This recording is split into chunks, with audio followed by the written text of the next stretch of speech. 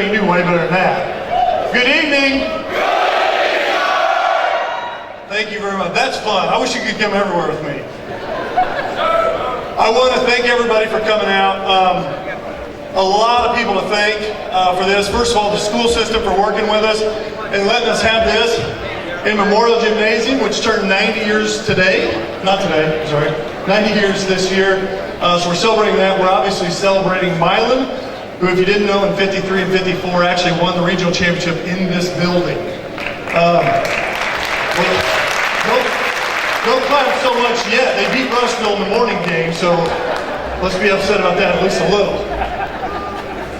We are absolutely honored. I'm going to start this off. First, I want to thank Bob Gouldy. Where are you? There you are. Carson and Gouldy sponsored our event. I want to thank Campbell Brothers, who bought a couple hundred tickets. I want to thank the Knightstown Academy for you guys being here. It's awesome to see you guys out there. We thank you for the things you helped us do in Rushville. So thank you for that.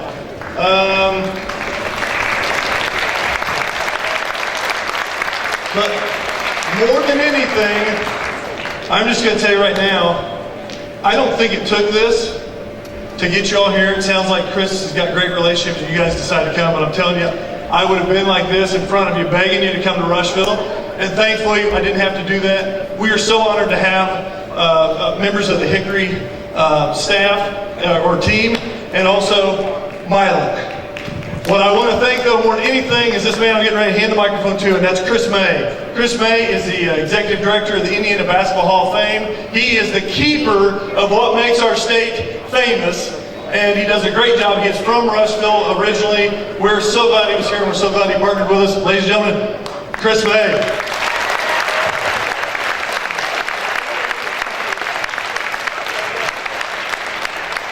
Plum wants me to stand up. Bad news is I am standing. Comedy routine has begun already. I'll be very brief. I appreciate Brian's comments. In our role at the Indiana Basketball Hall of Fame, we are all about preserving and remembering and recognizing basketball history in our state.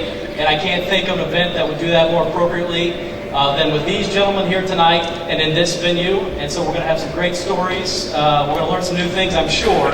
But most of all, I want to thank each and every one of these gentlemen. There are a number of these sorts of events that go on, and I know they get asked all the time, but I can tell you that every single one of these gentlemen without fail said, I'm in, I'll be there, sounds great, tell me when and where.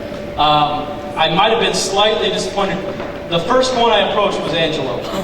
And Angelo emailed me back immediately. He said, I'm in. I kind of thought he might say, I'll make it. I mean, that's kind of a famous line from the movie. But it's overused, he says. It's overused. But in all sincerity, I really appreciate these gentlemen, their efforts. They've traveled a great number of miles in some instances to be with us and share their stories tonight. Another special part of our program tonight, I'll turn it over to Mr. Bob Gouldy. Linton Wildcats, number 23.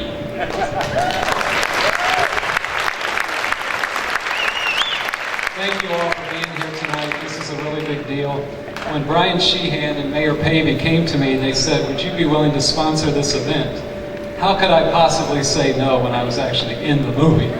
So it was a big deal for me, and I really appreciate everybody coming out tonight. And I'm so honored to have these guys here tonight.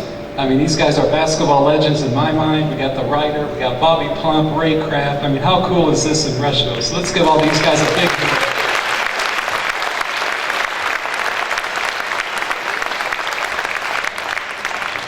I'll just get this out of the way. People always ask me how I got in the movie. There was an ad ran in the Indianapolis News that they needed basketball players. So I went and tried out, and they called me back. And they said I look like a Hoosier. I didn't know if that was good or bad, but it got me in the movie, so I thought it must be good. And then I got to go to Lebanon, Indiana, which is where we filmed the game. And I had to take a charge, and this guy right here, Brad Long, got to run over me 8 times. He just told me a little while ago that he got extra pay for that. I can tell you I didn't. I got minimum wage. I don't know what he got. So anyway, then I got to make a free throw, and they kept that in the movie, and that's my 15 minutes of fame. But the guy we're here to honor really is this writer right back here, Angelo Pizzo.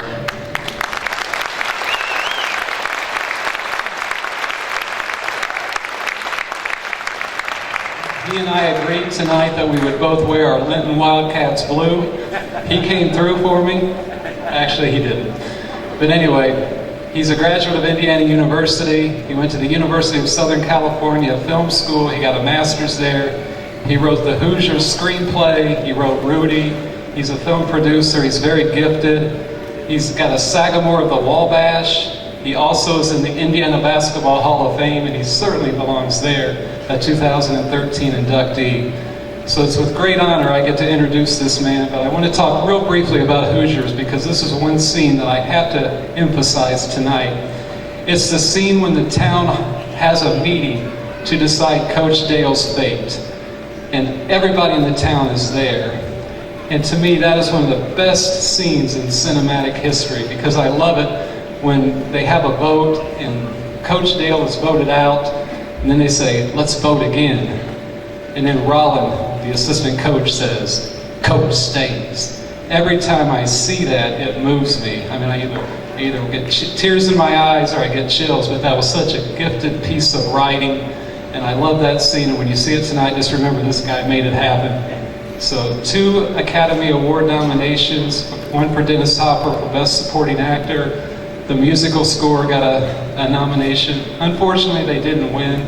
How Dennis Hopper did not win, I'll never know because he deserved it. So anyway, without further ado, I'd love to introduce Angelo Pizzo, the writer, producer of Hoosiers. Thank you very much. First of all, let me correct you a little bit here and say I think this evening is not about honoring me at all. It's about honoring the film and the tradition behind the film. And it's represented by these people here, in the real guys and then the fake guys. And but the one thing that I have to emphasize is that making a movie is it's a big machine with a lot of moving parts, and there are so many individuals that have to work at the very height of their craft in order to make what you see up there work and make it believable. People ask me all the time about the details, about the uniforms, or about the gyms, and I can tell you that David and I, growing up in small towns in Indiana, and knowing how important basketball was people here, that we had one thing in our mind when we made this film, and that was we have to get it right for the people of Indiana.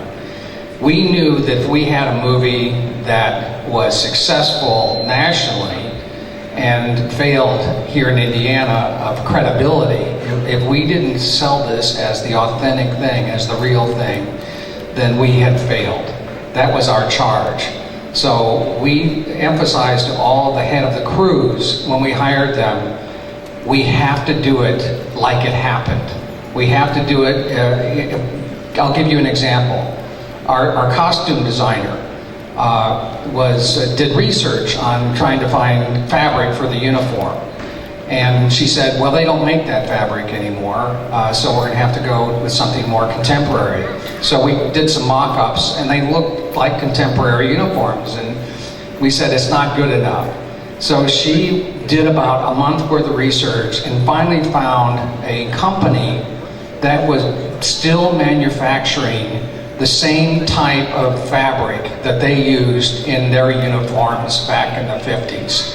And we bought almost all of it, and we made all those uniforms from it. So that's a perfect example of the length that we went to make sure that we got it right. And of course, it was important to us that the basketball be right, which is why we hired a bunch of non-actors to play actors. And one of my tricks was, in writing the screenplay, was to never give any one of the actors too many lines, because when you have a lot of lines, that can often expose you, dialogue can expose you as a non-actor, which is why our #1 best player, how many lines do you have? I think he had 3 lines all movie. There are 3 lines, right? Yeah. And you almost blew a couple of those. So, But of course, we wouldn't all be standing here, and this would never have happened. And if David and I hadn't have been so powerfully impacted and influenced by the real deal, and that's these guys right here, Bobby Plum and Ray Kraft. And they're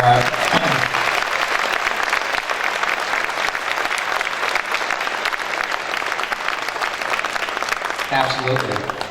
I saw Bobby about a month ago, and I was standing right next to him when a CBS photographer asked him this question: "What if that ball never went in?"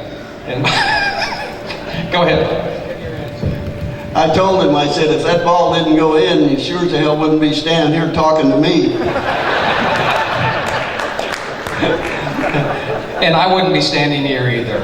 And none of us would be sitting here, and none of you would have been sitting here. So a lot of what happens in terms of how a film or how any kind of cultural artifact becomes successful, it's timing, it's, as I said, a collaboration, a lot of people, just having all things fall into place in the right way, in the right time. And I think that the success of our movie is sort of a metaphor for the success of their team, or the success of their team's a metaphor of the movie. You had 5 parts, all in sync, working together, and those 5 parts, and that team was bigger than any one individual.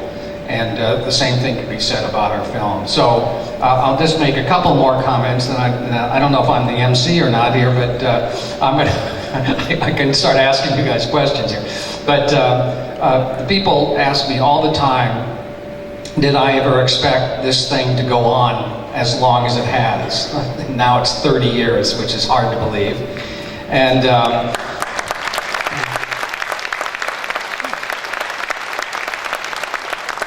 this is the true story, which is that when we were making the film, we weren't sure whether we were co-captains of the Titanic or not. There were a lot of problems, and there was a lot of tension. There were a lot of, let's say, big personalities in terms of the actors who weren't happy. There were a lot of people who weren't happy on this film, and you never know when you're in the middle of the storm and you're trying to create some sort of craft, some sort of art, that it's all going to cut together, it's all going to work. And our first cut was 3.5 hours long, and we walked out and looked at each other and said, our careers are done. We were sure that we had a disaster. So David and I were in that cutting room for months, and then we finally showed it to the studio, Orion Pictures, and it was 2 hours and a half, 2 hours and 27 minutes. And they walked out of the movie and said, we're not going to release this film. It's not good at all. And you got a problem. We got problems. So we huddled. And they said, you have to cut a half hour of the movie. You have to, or we're not going to even consider releasing it. So we went back in the cutting room, and we could only figure out how to cut like 14 or 15 minutes. What's the math? We ended up with a 2 hour and 12 minute movie, and we showed it to them again, and they said, well, we're not going to release this movie either. It just doesn't work for us. So David had a proviso in his DGA contract, Director's Deal contract, that he could test whatever length film he wanted to. So he called his contract in.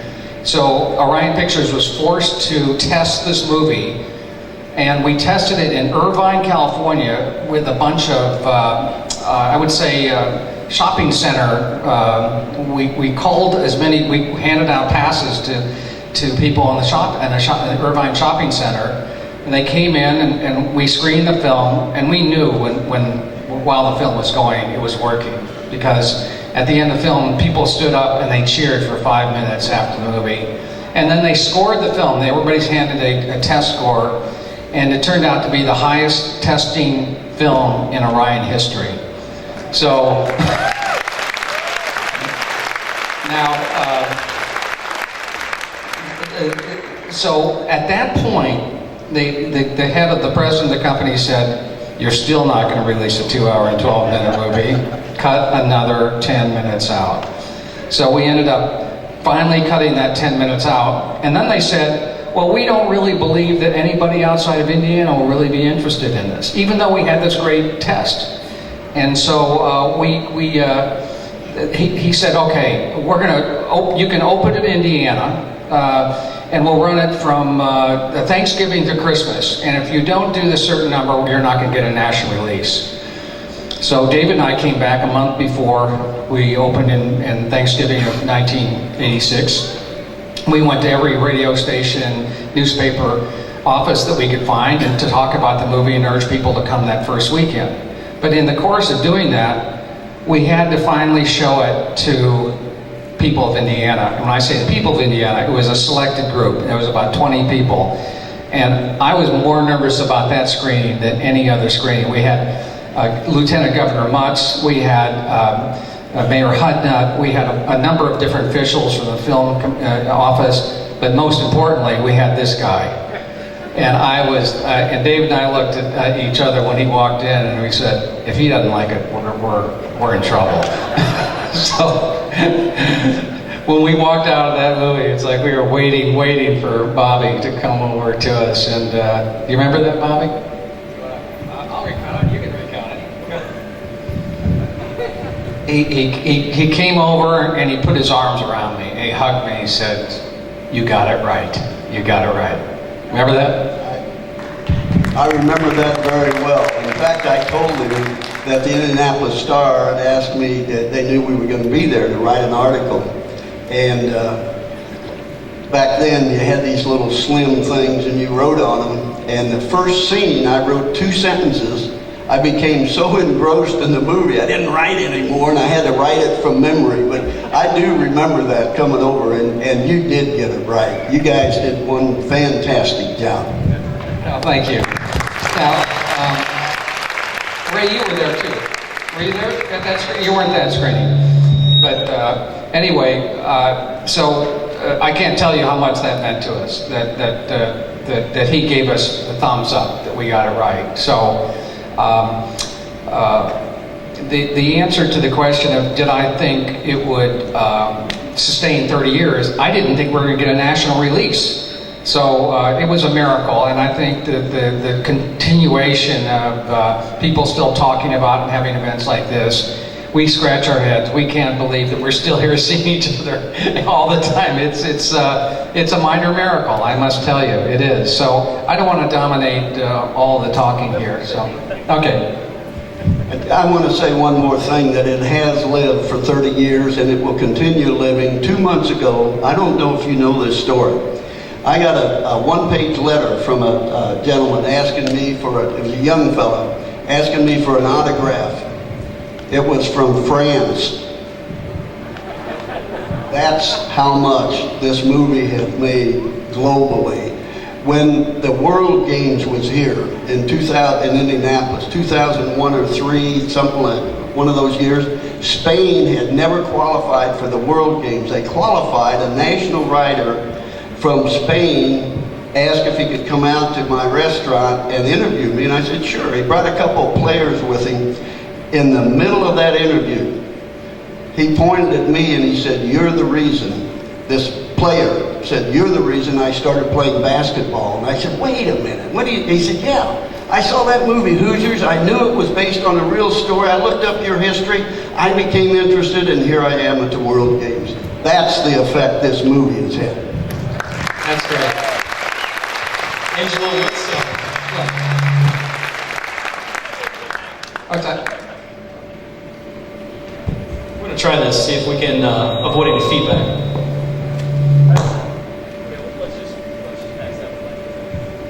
Okay. We're going to involve everybody, and I want to start especially more chronologically here, but folks here have been made aware of the history of the Milan team playing in this very facility. And I want to start with you, Ray, because when you came in today, you said this brings back a lot of memories. 1953, 1954, the regional. First Ray, then Bob, what are those recollections for the Milan Indians? Of course, Milan, I don't believe it ever played a game in the regional when we came here in 1953. 4 times. He's a historian, I'm not, but, and I'm sure he's right. But, you know, it's kind of a dream. Well, you know, 53 was new to us coming to the regional first time. My recollection is that I had the greatest 2 games of my life up to that point. I was very instrumental in beating Morton Memorial and also that night in beating Connersville. In fact, I did not start as a junior, Bobby did, and he may have made it too, I don't know, but I made the all-regional team, which the first time in the history of basketball, at least this regional, that anybody who didn't start made the all-regional team. So this has a lot of fond memories, and of course the next year we played Aurora, who beat us during the season, and we beat Aurora. I think I had a good game that day too. So this is a very special place for me, and maybe the beginning of kind of my career in basketball, and maybe that's the reason I got to start my senior year, because the coach felt that I could make an impact on the game if I came in, and in fact he felt I could make an impact on the game as a starter. So this is a very special place for me.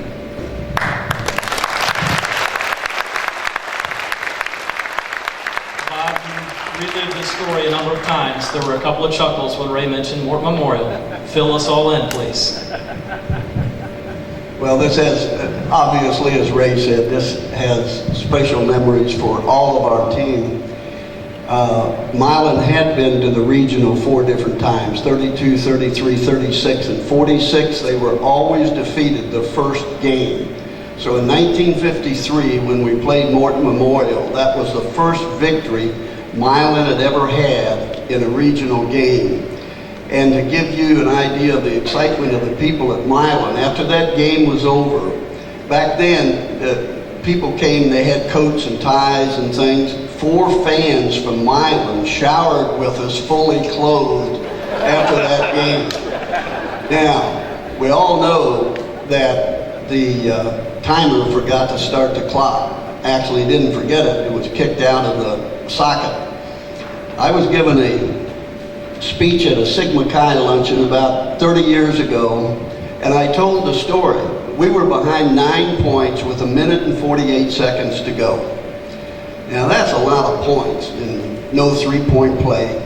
Marvin Wood is the reason we won the state. He brought full court press, half court press. We used it. We get within 2 points and called timeout. When we threw the ball in, the clock didn't start.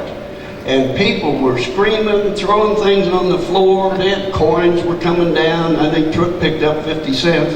And we thought they were cheering for us. Well, they saw the clock, and the officials finally saw it. They estimated 8 to 10 seconds ran off. They called time, went over to the scorer's bench, and argued for 5 minutes. And there's only 20 seconds left in the game. Well, they didn't take any time off. They estimated 8 to 10 seconds ran off. We get the ball, and Ray Kraft is exactly right. 53 was the miracle in Milan. We had more close games. That was a double overtime. In the movie Hoosiers, when Ali shot the underhand, I'll bet all of you thought nothing like that would ever happen. We didn't shoot him that way, but with 2 seconds showing, this guy sitting next to me hit a bucket and tied the game against Morton Memorial. That may have had a lot to do with you being on the all-regional team, by the way. And the first overtime, we're tied. The second overtime, it was sudden death back then. The first 2 points wins the game. You can hit a free throw, they hit a free throw, you hit another free throw, and the game's over. I hit 2 free throws, and we won the first game in the history of Milan High School. And I told you the fans are showering with us. So, what a memory in these hallowed halls, I'll call them.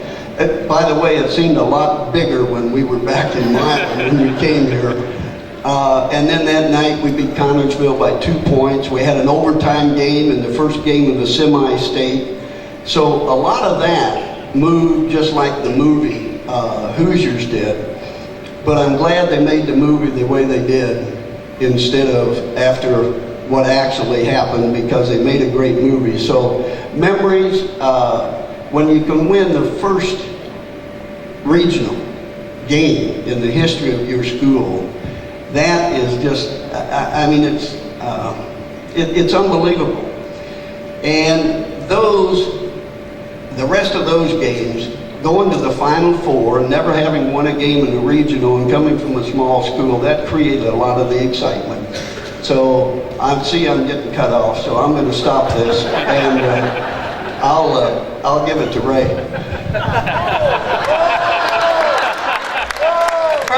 First assist he had all year. Well, going back to this, I'll just take a second, but Martin Memorial game, the headlines the next day or something, but Indians steal games from orphan.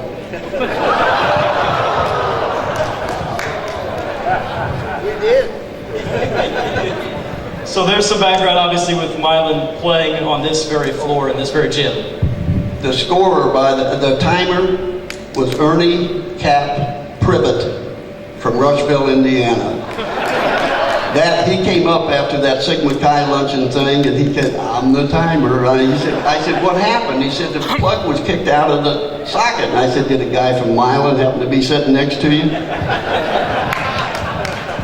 When we get back to the film, Angelo, it was vitally important, it seems to you, to film it in Indiana and to include Indiana actors, Indiana basketball players. Would you expound a little bit on that and how you came about finding these guys seated to your right?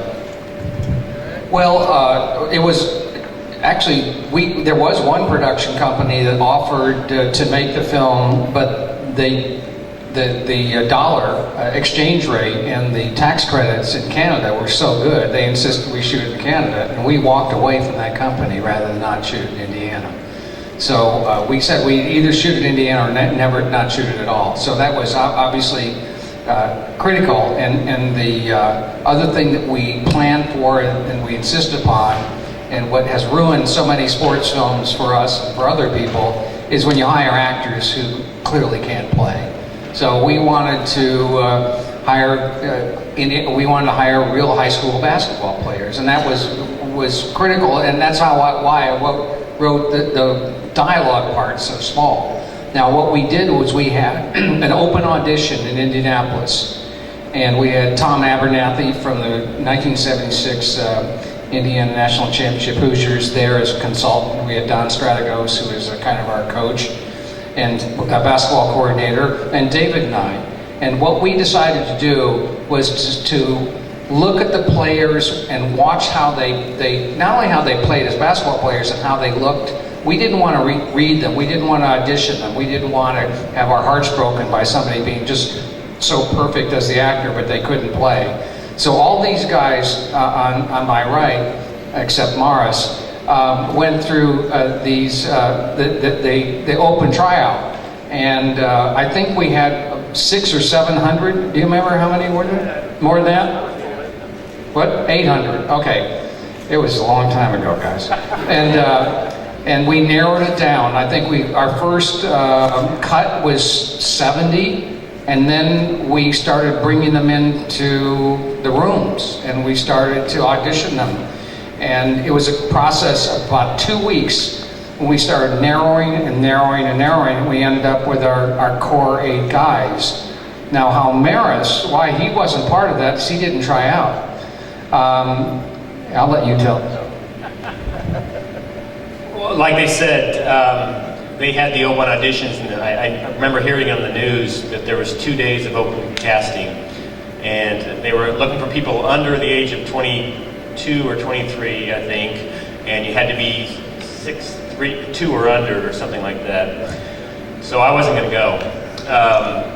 But on Monday nights, I used to play basketball at St. Luke's Gym in Indianapolis, and I went there to play basketball that night. And for some reason, I just kept shooting that night. And there were some people standing off on the side watching, and I was going, who are they? Turned out to be the casting director at Don Strategos. And after the evening was over, they asked me, will you come down and audition for this movie tomorrow? And I'm thinking they're handing these cards out all over the place. And when I got down there the next day, they were, because there was 500 people in line. And I walked in, it was down at IUPUI, I think. And I walked into the gym, or to the area where everybody was gathering. And I looked way down the line. I said, they asked everybody and their brother to come down here.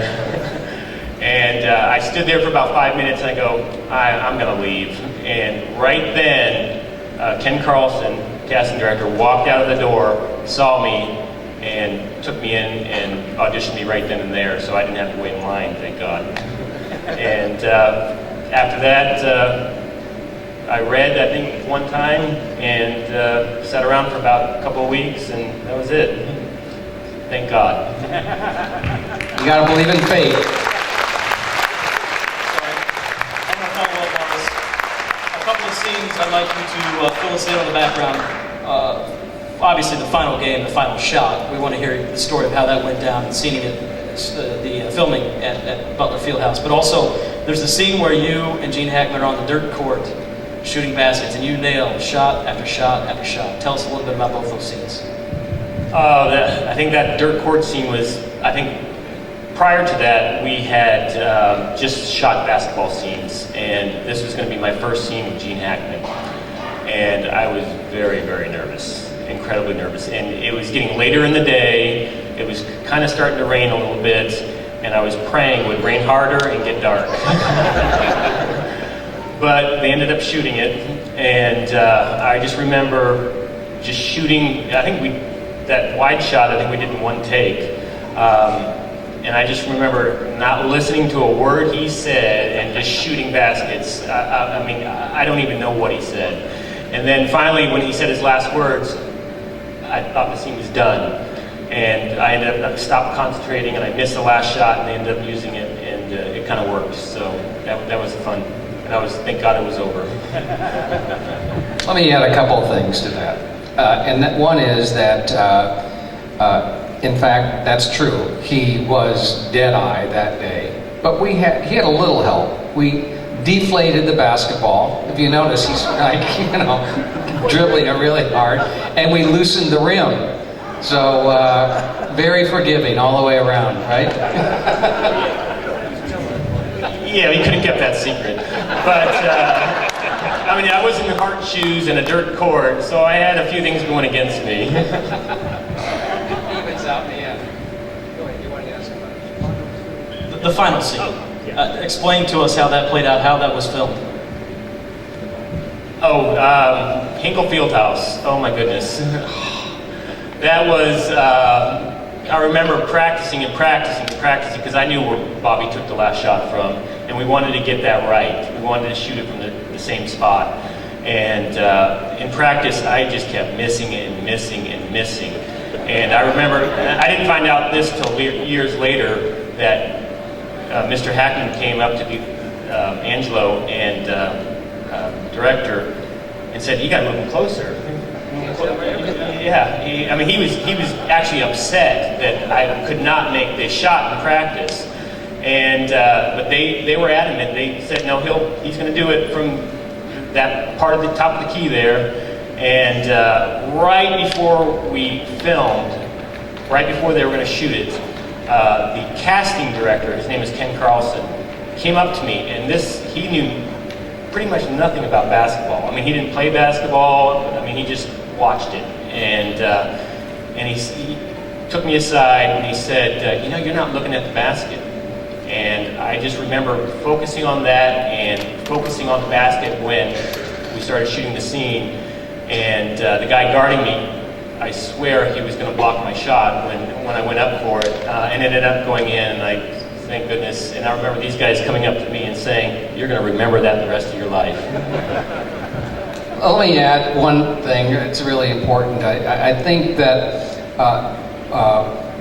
I remember how nervous we all were because you could not hit the broadside of the barn that night. You were so nervous and intimidated by the number of people. There were like 6,000 or 7,000 extras, just sitting there waiting for you to hit that shot, and they were watching you miss time and time and time again. So when we finally said action, we had 5 cameras rolling, and you went up and you hit that shot. The place went insane because they had so much. They were so worried about you and so worried about him, and everything that happened afterwards was completely spontaneous because we were so worried about him hitting that shot.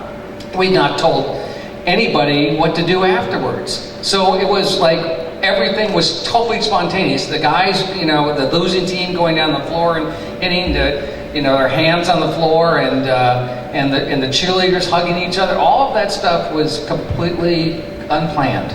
It was magic. That's why we filmed it in Indiana. That's right.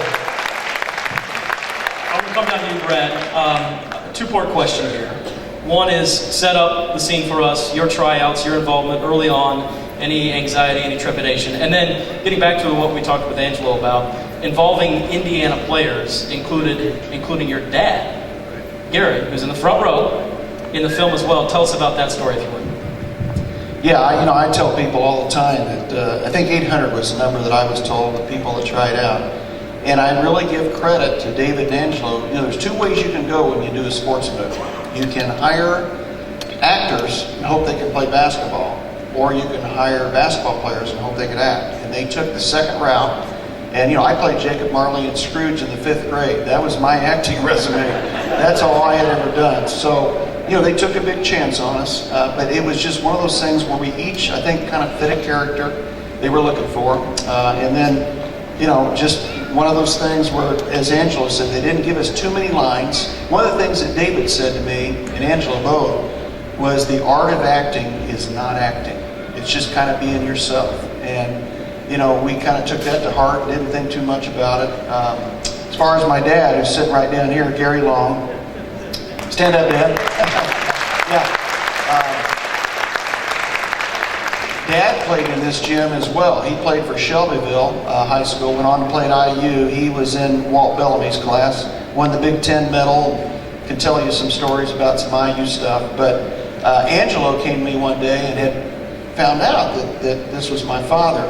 And Angelo said, did you know that when I was a 10-year-old boy, I used to go down to the old IU field house and rebound the basketballs for the IU players? And he said, I still remember your dad because he was one of the few players that when, I threw him the ball back, he would say thank you.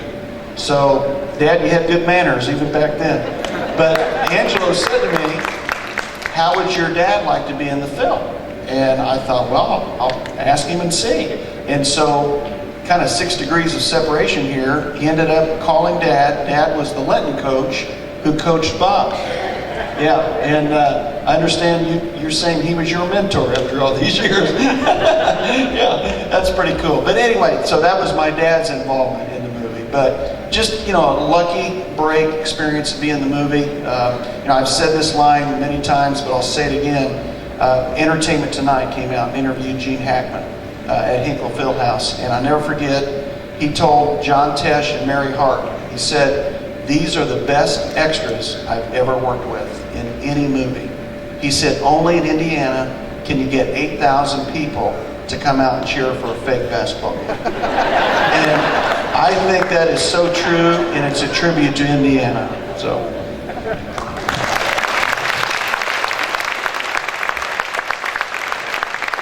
Holler from Warsaw, a real basketball player, just like Morris, just like Brad. In fact, scored 12 points in the 1984 state championship game. Warsaw Tigers won the state championship. He had 12 points in that game.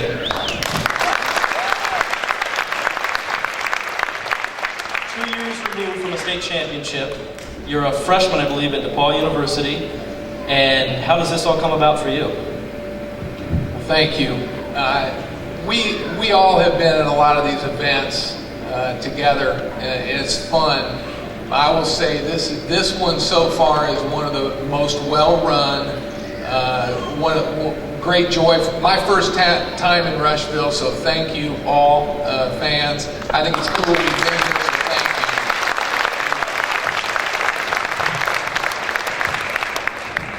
you. So it's really nice to be with Bobby and Ray and a lot of the other Milan players, and certainly Angelo got it right with writing the film, and the fact, I've known Angelo through the years, the fact that this came out of his brain still amazes me. But he did, you know, Rudy, I mean, let's give Angelo a round of applause. In fact,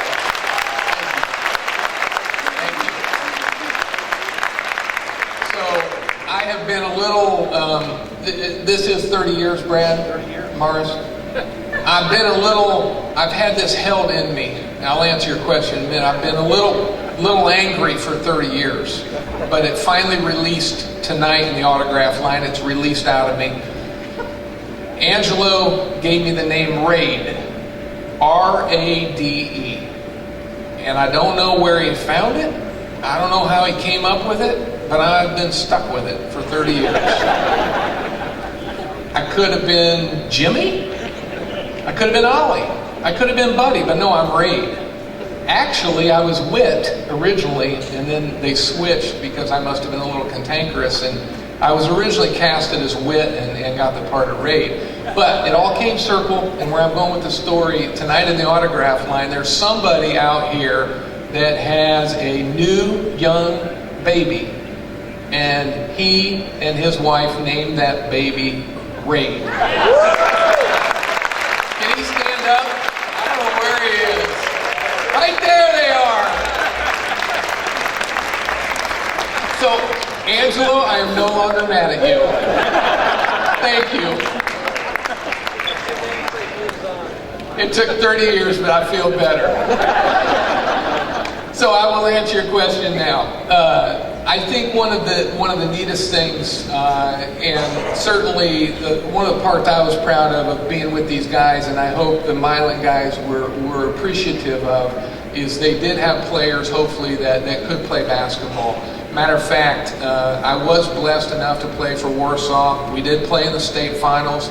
I did score the winning 2 free throws for Warsaw to win our only state championship. So really kind of my own amazing piece of basketball history. I was very, very much blessed. I was in the right place at the right time, and I live in Warsaw to this day. A little like Bobby's story earlier, my patients always ask me, why did you come back to Warsaw? And I said, if you think if I missed those free throws, I ever would have come back? I never would have come back to Warsaw. But to speak to the authenticity of the movie, I think that was a big thing for us, and we all felt passionate about it. And one of the things we banded together early, and we watched a lot of the film of the Milan games. Morris, and we all did it, and we were all in the room. Gene Hackman was in the room with us, and we were in the hotel room, and we watched a lot of tape of these guys, how they played, because in 1985 and 6, I did not play basketball like that. Between the legs, behind the back, I was a point guard. I mean, that was just normal for me. And Tom Abernathy and Don Strategas and Angelo and David said, no between the legs, no behind the back, and we're not going to play like that, and we need somebody to shoot with their leg up. And no jump shots. And we watched that film, and we got out messing around, and we watched it, and I noticed they were shooting their shots with the leg up, and I got messing around with that, and I was probably because I was weak and little, but I really got good at that shot. I feel like Seth Curry wasn't born, but I kind of felt like I could chuck it a long way. So I became our long ball shooter because I could really shoot that way. And I probably should have shot that way when I was at DePaul when I went back and played college ball. But to our authenticity, one of the pacts that we made is we said there were no cutaways, and I had to learn what a cutaway was. And what a cutaway is if I pass Buddy the ball and he shoots, and the basket's over there, we made a pact that camera was going to follow Buddy shooting all the way to Buddy making the shot. A cutaway would be Buddy shooting, they cut away, and then they show a camera with some guy on a ladder dropping a ball through the hoop. So we made a pact, no cutaways. That, I think, aided in the authenticity. But for me, the hardest scene that I had to film was actually counterintuitive to what I was trained my whole life. And the scene called for me, it was in the Hickory gym in Knightstown, and the scene called for me, one of the guys passed it to me in the corner, and Rade is in the corner, pump fakes, and Rade misses the shot. So that's how Angelo wrote the script. And so they go, okay, Steve, you got to miss the shot. And the cameras roll, and I make the shot. Because you're supposed to make the shot. Cut, and they said, you have no cutaways, no takeaways. You got to miss the shot. You have to miss it. They roll again, I make the shot. Cut. Steve, you have to miss the shot. So this went on, so finally I missed the shot, and it must have been the one they took.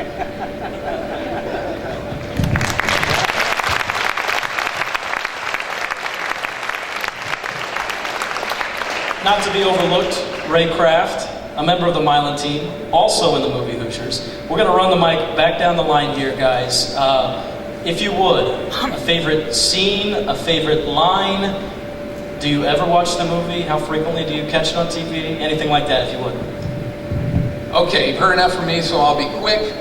My favorite scene clearly was Ray Butcher, where I punch the guy and get Hackman, I get thrown out of the game, and they're throwing popcorn down on my head, and I bust through the door, and I say to Hackman, I got him a good one, didn't I, Coach?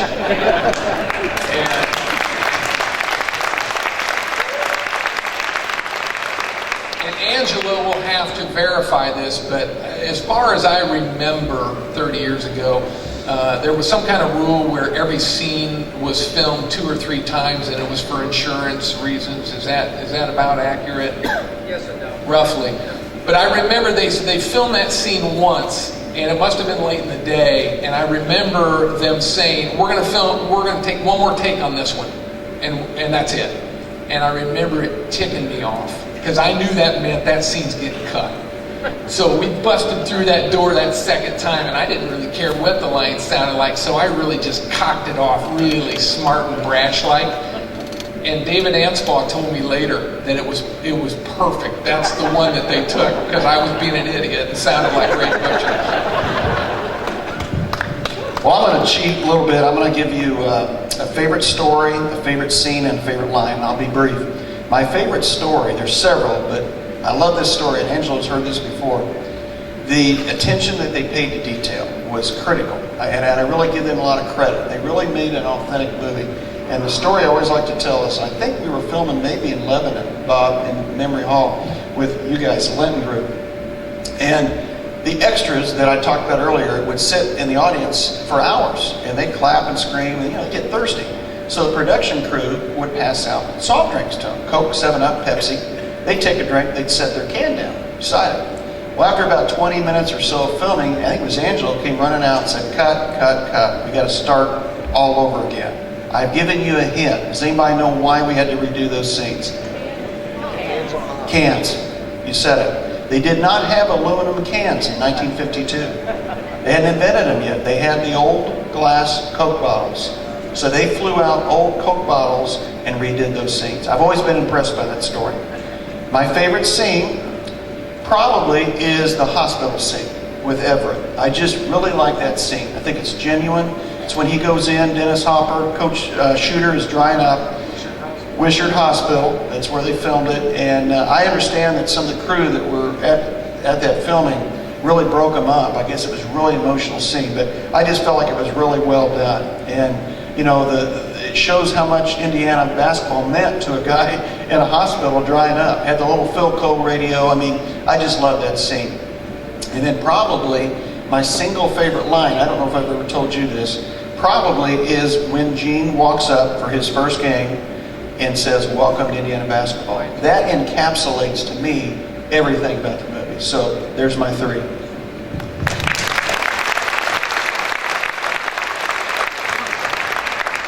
Well, I can honestly say I've probably seen the movie all the way through in the last 30 years, maybe 5 times tops. I've seen it, bits and pieces of it, countless times, but all the way through 5 times. My favorite scene, my favorite character was Dennis Hopper, without hands down. And I just marveled at, they would film the scenes, and then a couple days later they would get the dailies back, and he would sit in a room for hours and hours and critique himself by himself and just try to hone his craft and all that. So my favorite scene is something with Dennis Hopper. It's when he is telling everybody we're in a huddle and they're going to win the game with the picket fence, and he says to everybody, "Don't get caught watching the paint dry." That's it.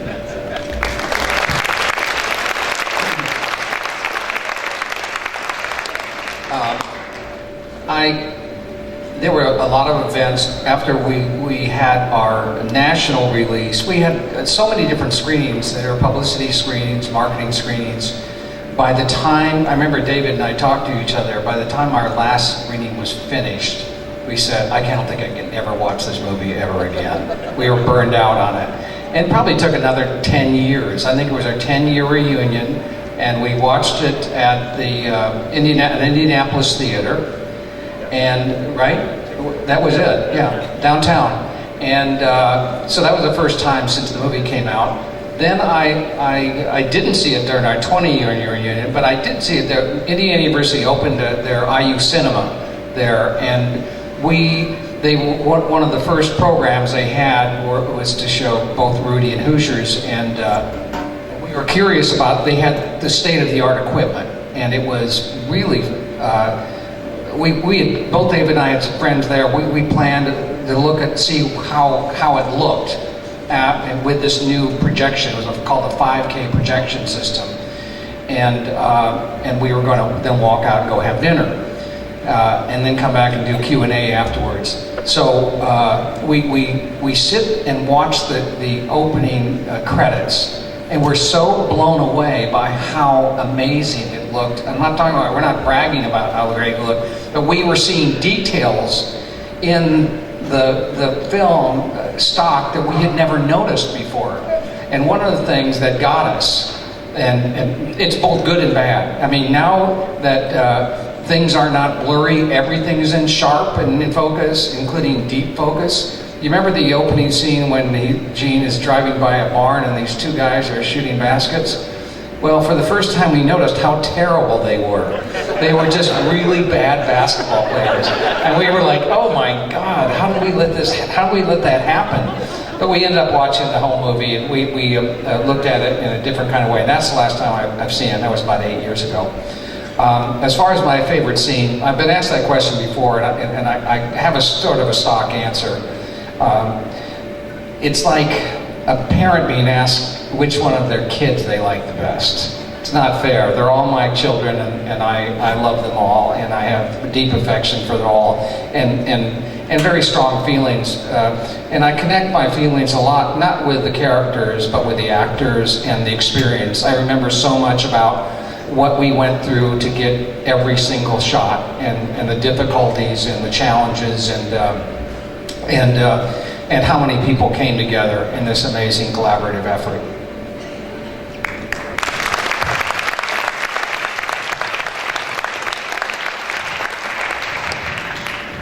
I've got two favorite scenes, and one of them you all probably won't remember or know what it is, but there's a guy when they come into Butler Fieldhouse that greets them and say welcome to, that's Ray Kraft.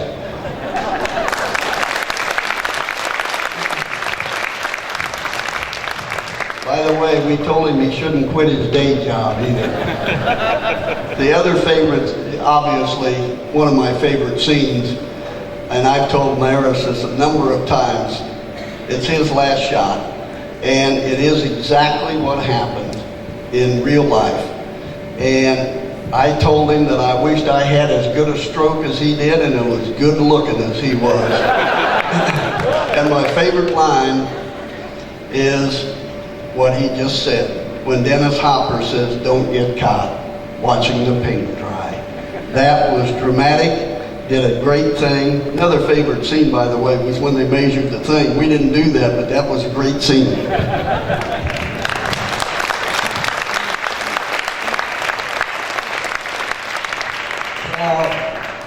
I was sitting in my office at the IHSAA one day, and I got a phone call from Angelo. And he said, would you like to be in the movie? Who wouldn't want to be in a movie that's about one of the most important things in your life? So it was a quick yes. And when they were doing the movie, I was at GIHSA, and they came there and got the film, they watched it, IHSA gave them permission for their coach to go to Brownsburg and watch Leedy, yes, Coach Leedy, about how he coached, or some coaches coached in Indiana basketball. And I was impressed by the detail that they went to, because one day I flew around and they were looking for the school or the school this day. And I think we flew all over southern Indiana. And I found out later what disqualified most of the schools. Does anybody know what would have disqualified most of the schools? They paved their parking lot. And that was not authentic, and that's kind of detail they did. And the other thing is that I went down there and I put on a suit and a tie the first day. So I went back down the next day and I put on a suit and I had a different tie. Somebody else had my tie. So they stopped and found the guy, took the tie off of him and gave it to me. So that's the kind of detail that they did, and that's really amazing, they did that. I'd have to say Dennis Hopper was really impressive to me in a lot of scenes. But I think the thing that was meaningful to me, and it was my lines, and not that they were that important, but at that time we were having some serious talk about class basketball. And when they put in the movie that this is the greatest thing that happened to Indiana basketball, I thought that was sending a message to, and maybe that wasn't their intent, I'm not saying that that what we had was pretty good and we maybe shouldn't give it up, so that was one of my favorite lines, just because of the implication it had. And my last comment has nothing to do with the movie, but Angelo said, I couldn't believe it was 30 years ago. I can't believe that it's been 62 years and we still are recognized the way we are.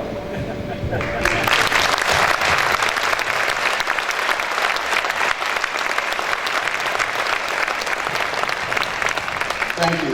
I would be amiss if I didn't tell you all why some of the other players aren't here. Tonight is the same night as the Ripley County Basketball Hall of Fame induction. Gene White, Glenn Bucks is there. Gene White's son-in-law is being inducted. They would have been here if it wouldn't be for that. So.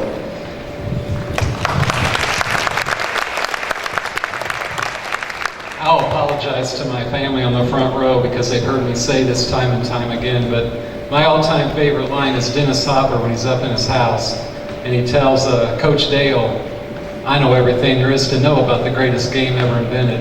And they've heard this time and time again, but I love that line. And I know, Angelo, I didn't ask him this, but I have a hunch Coach Dale was patterned after Bobby Knight, because we're big IU guys and I picked up on a lot of that. So I love watching the references to Coach Knight, like, hey, Rade, how many passes? 4. All right. All right, we are going to get to the film very shortly, but I do have just a couple more questions for Angelo. This is a strictly personal question, but when you gave the Indiana Basketball Hall of Fame a copy of the script, I opened beyond the front cover, the first page, and there's this quote: "A Hoosier talks basketball for an hour after he is dead and has stopped breathing." That's a quote from Kurt Vonnegut. Where did that come from? What did that mean to you? Well, it was. I mean, when we first started submitting the script to production companies, I wanted to set the tone and the meaning and importance of basketball here in Indiana, and to get a quote of one of the greatest writers, most famous people who ever came from Indiana.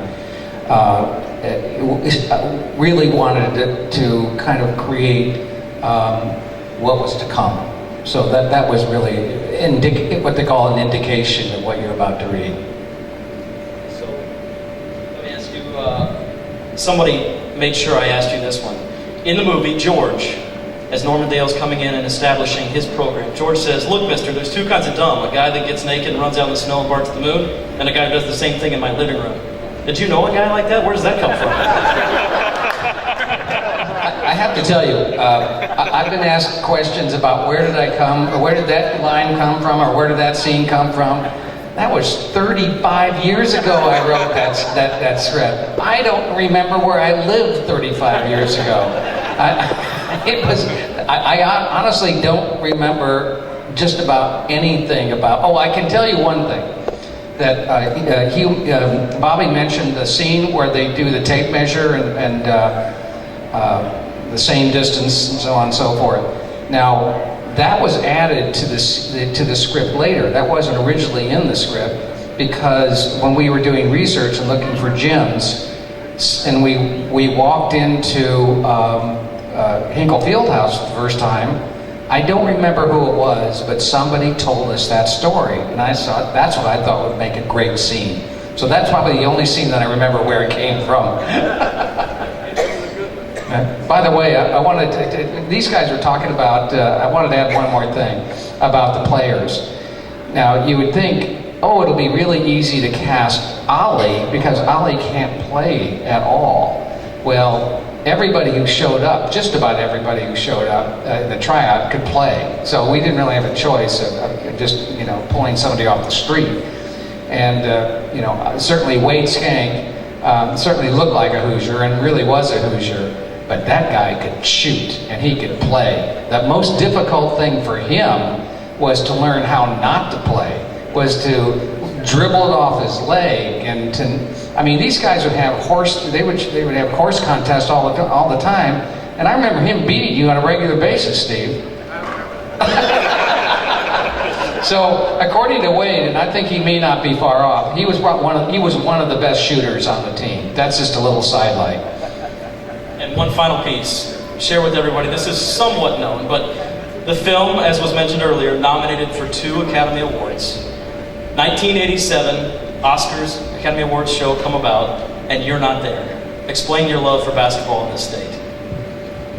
Well, what happened was that we were sure, actually, that Indiana had gotten to the Final Four, and we actually didn't think they were going to make it. This was 1987, and they got to the Final Four, and we were sure they'd never make it to the final game because they played the #1 team in the country, and that was UNLV, and they were 14.5-point underdogs. And so it relieved our tension and nervousness in one way, and that was the same night, the final game was the same night as the Academy Awards. And because we had 2 Academy Award nominations, David and I were invited to go, and we were going to accompany Jerry Goldsmith, who did the score, and Dennis Hopper. And we had our tuxes, we had a limo rented, and all of a sudden, Indiana upsets UNLV to play in the championship game. And we're just freaking out. We're just, I grew up in Bloomington, I cannot miss this game. So we asked Dennis Hopper, who went to rehearsal on Sunday, if he could bring, do you remember the old Sony Watchmen? They were like a little TV. We were going to try to watch the game while the Academy Awards were going on. And he brought it in, and he said, guys, it doesn't work. There's too much electronics around here. I can't get a signal.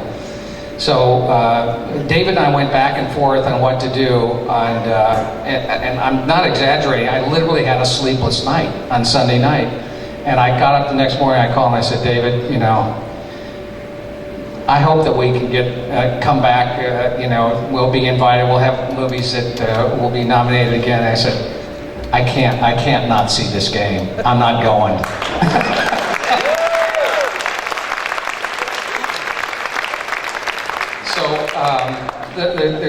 Just to follow up, he was shamed at also not going. I will put that. He was more inclined to go, but we had a little party where that was the year that Keith Smart hit the shot that won the national championship for Indiana. And in the next day in the paper, because I'd gotten a phone call from a reporter from the local Herald telephone at the time, asked what we were going to do, and I told them we were staying home rather than go to the Academy Awards. And so the next day in the local paper, the headline was, Indiana wins national championship, and right down in the front page, Hoosiers creators stay home to watch game rather than go to the Academy Awards. Now, I had never met Bob Knight, and I did base the character on what I had heard about Bob, and certainly his offensive and defensive philosophies, and his tendencies to lose his temper. And so apparently, I know this for a fact, when he saw that we stayed home to watch, I got a call from his assistant coach that he insisted that we come in and meet him and talk to him.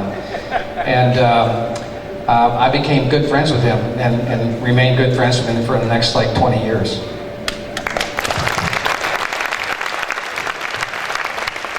Ladies and gentlemen, one more huge round of applause. Angelo Pizzo, Morris Valainis, Brad Long, Steve Holler, Bobby Plum, Ray Kraft, Bob Gould.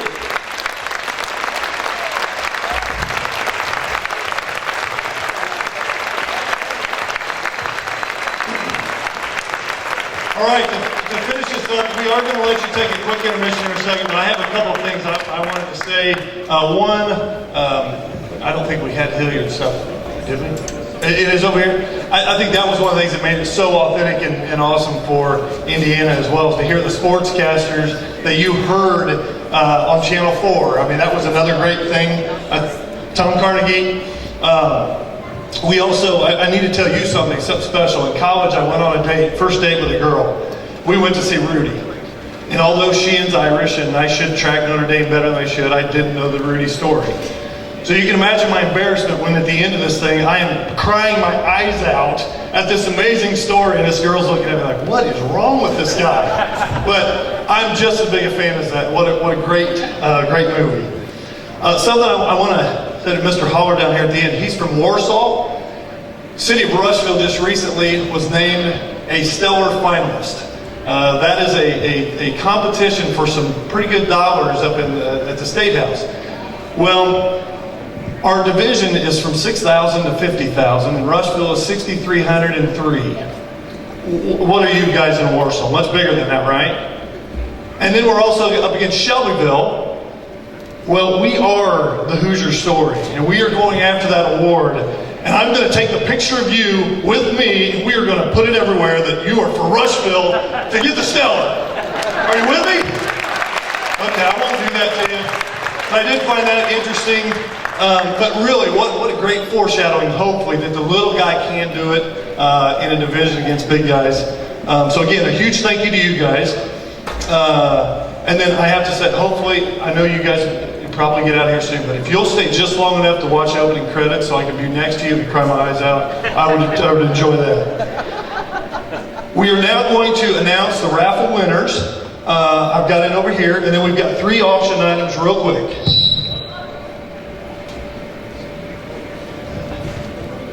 Okay, I'm going to announce the raffle item winners, and all you need to do is go over where you bought your ticket. I have the Home of Hall of Fame coach Cinda Brown sign, Charlotte Cavanis. I have another one of those for Rick Crescelius. Am I close? Yes. Okay. All right, great. Autographed Tom Crean basketball, Heather Sheehan. Autographed Steve Alford basketball, Kim Bright. Lucky Kim, how about a hand-painted Hickory basketball basketball as well? I've got an autographed, or hand-painted autographed Milan. Is that right? Let me check on that one real quick. 76 state program autographed Joe Rade. 76 ticket autographed by Hall of Fame coach Larry Engel goes to Scott Hutchinson. The Lady Lions jersey signed by Cinda Brown goes to Danny Korn. Rushville number 14 signed by 76 Lions Steve Goddard goes to Van Reinard. By the way, if you're from out of Rushville and you win one of those, likely you can make some money on the way out. Rushville jersey number 20 signed by 76 Hall of Fame legend Rick Goins goes to Joe Carroll. And more craziness is the number 40 signed by Brad Miley, who played with Larry Bird down at Terre Haute. That also goes to Joe Carroll. Joe Carroll saved my life. Hopefully he'll give me one of those for that. Hickory hat, Nancy Carney. Hickory shirt, David Wilkie. East Hill CD, Angie Buckley. East Hill CD, Judy Hanna. $20 Mezcal gift certificate, John McCain. And then signed posters by everybody here go to Kim Shanahan, Greg Simpson, Todd Garner, Charlotte Cavanis. Dreams to Legends video goes to Lisa Markley. And 2 Pacer tickets go to Robert Wall. So that is all of those. The very final thing, we got a couple of quick auctions we're going to do here, okay? First thing is a Hoosiers jacket. Where's our Hoosiers jacket? This is signed by all of our guests here this evening. Here you go. We had bids starting at 25 and ended at 250. So I'm going to finalize this. And again, all that we raised today goes to renovating our Princess Theater, which will be downtown in a city center that we're working on. Thank you. We can do events like this, but thankfully not this event, because this has been wonderful to have here in the gym. So I got a couple interested folks. I got a Brian Campbell, I got a Scott Hutchinson, and maybe a Bob Gouldy at least that are interested. But the bid on this jacket is currently at $250. Will anybody give me $275? $250. We're looking at $250 right now. Going $275. We're going to go quick here. Anybody? Are you in? Campbell, where are you? Okay, now that I see your arms, I got it. $275 here. Do I have 300? We got 300, 325, 350, 375, 400, 425, 450, 475, 500, 525, 550, 575, 600, 625, 650, 650. He's coming one more time. 675, 700. 700. Are you waving me in or it? Okay, 725, 750, 775, 825, 850, 875, 925, 950, 975, 1,000. Wait, real quick, little happy dance. Woo! All right, I ended here with 1,000, all right? $1.25, $1.50, 1050. Okay, I'm going to, can I jump to 11?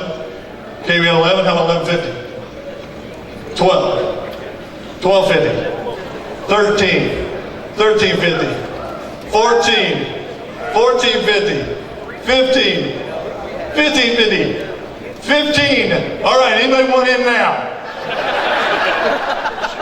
All right, we're at 1,500. I got goosebumps, I'm going crazy, going once, going twice. Oh, hang on. If this is about singing, the answer is no.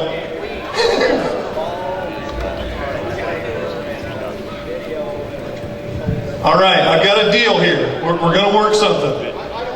Brian Campbell says he'll donate the $1,500 and allow you to buy it for $1,500. Would you be in for that? He'll do it. Holy cow! Thank you very much. Brian Campbell of Campbell Auto Sales. You can see him downtown. And Bill, thank you very much. Holy cow, that's good stuff. All right, the next one, we have a 40th anniversary jersey signed by the 76 Lions. I got a $50 bid right now, Greg Simpson's. I got Goldie in. Anybody want that for 50? Here we are. This is the 40th anniversary was this year. The 76 Lions went state runner-up. And this is signed by the entire team and the coach. One player had passed away, but I think everybody else that was on that team is on this shirt. So I'm at 50. Will somebody give me 75? Do I have it?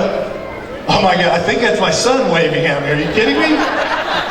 All right, fine. I'll do 75. We'll do 100. We got 100 here. Somebody give me 125. You're going to have to stand up and wave if you're up because I don't see it. I'm at 100, right? 125. Anybody over here? 125. Anybody up here? 125. She's waving, but I don't think. I think Paris just ran out the room. All right, last going once, going twice. Sold it, $100 right here. Thank you very much. And the last thing that we have, this was here tonight. This was donated by the Hoosiers gym. This is signed by everybody you see up here. Let's see, 1, 2, 3. Take that back. Let's see. Where there's one person missing on here. We got to find out who's missing. I think it's Brad, maybe. So this one I have a bid of $100. Anybody give me 125? Got 125. Would you give me 150? Anybody 150? I got 150. 175. 175. 200. Got 200. 225. Got it. 250. 250. By the way, that's the mayor over there doing this. Getting a little nervous on his wage. 250. 275. 300. 275. 275 is going once. We got 275 over here. Unit 3, 325, 350. We got 350, 375, 4. We got 4, 4 and a quarter. Okay, 450, 475. Still yes? Your nods are getting shorter. 475, now 5, 525, 500, 500 going once, 500 going twice. Sold. Thank you very much, bidders. Thank you, thank you, thank you, thank you, thank you.